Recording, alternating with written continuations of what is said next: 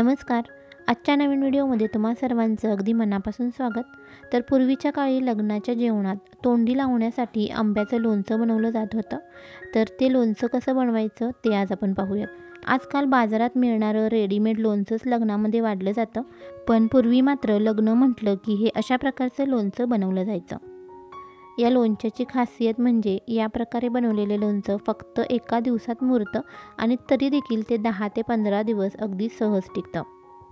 म्हणूनच खास लग्नाच्या पंक्तीत वाढण्यासाठी अशा प्रकारचं लोणचं बनवलं जात होतं. तर हे लोणचं बनवण्यासाठी रानातून कैऱ्या आणल्या जात. चवीला चांगल्या आंबट असलेल्या कैऱ्या यासाठी वापरत असत. तर इथे मी देखील शेतातून 4 कैऱ्या आणलेल्या आहेत. या कैऱ्या देखील चांगल्या आंबट आहेत. तर कैऱ्या स्वच्छ धुवून घ्यायच्या आणि एखाद्या सुती कापडाने स्वच्छ अशा पुसून घ्यायच्या. त्यावरती पाण्याचा अंश राहता कामा नये. त्यानंतर या कैरीचे अशा प्रकारे मध्यम आकाराचे तुकडे करून घ्यायचे. एकदा कैरीच्या फोडी बनवून झाल्या की याला पाण्याचा हात अजिबात लावायचा नाही.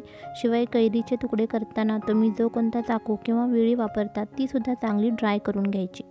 पाण्याचा संपर्क आला तर कैरी 4 दिवसातच खराब होऊ शकते. कैरीच्या फोडणीसाठी काय काय साहित्य घ्यायचं ते पाहूयात. तर इथे मी 2 चमचे मोहरी जाडसर वाटून घेतलेली आहे. मोहरी मिक्सरला न वाटता ती खलबत्त्यात कुटून घ्यायची, नाहीतर मिक्सरमध्ये वाटलेल्या मोहरीमुळे लोणचं थोडंसं कडवट लागू शकतं. पाव चमचा हळद, पाव चमचा हिंग, लाल तिखट आणि मीठ चवीनुसार घ्यायचं.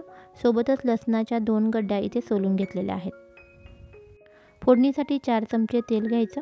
तेल गरम झालं की गॅस मंद ठेवायचा आणि त्यामध्ये मोहरी, हिंग, हळद, लाल तिखट, लसूण हे सर्व मसाले चांगले शिजवून घ्यायचे. तर या फोडणीमध्येच आपल्याला मीठ देखील टाकायचं आहे, कारण मीठ जर तुम्ही नंतर टाकलं तर मिठाला पाणी सुटतं आणि लोणचं पानचट होऊ शकतं. त्यामुळे मीठ देखील फोडणीमध्येच तेलात चांगलं मिक्स करून घ्यायचं. फोडणी करताना गॅस मंद ठेवायचा, नाहीतर फोडणी जळू शकते. मसाले तेलामध्ये मंद आचेवरती व्यवस्थित शिजवून घ्यायचे. आता यामध्ये कैरीच्या फोडी घालूयात. कैरीच्या फोडी यामध्ये टाकल्यानंतर गॅस लगेचच बंद करायचा आहे.